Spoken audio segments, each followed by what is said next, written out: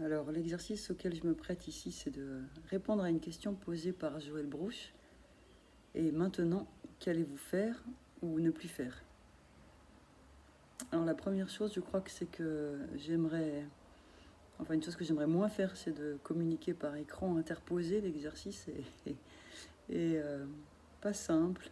Et quand même, j'ai hâte de retrouver les contacts humains pour les échanges. C'est quand même ce qu'il y a de mieux.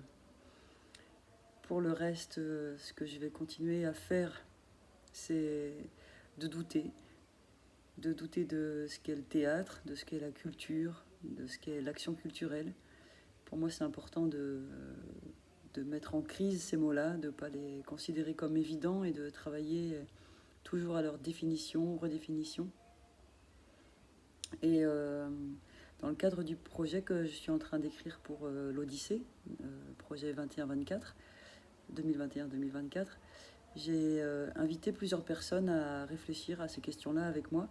Plusieurs personnes de la société civile, comme on dit, donc des gens d'âge, de profession, de milieux différents.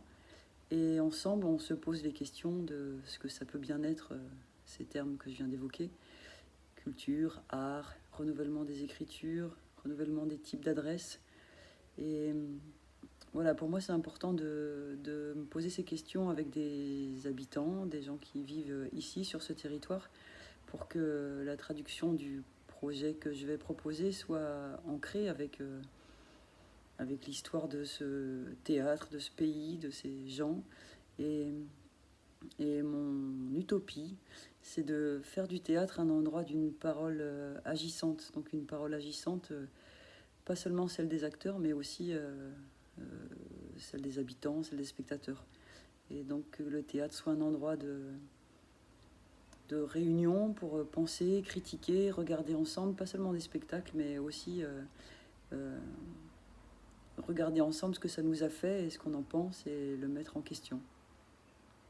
Voilà ce que je veux faire.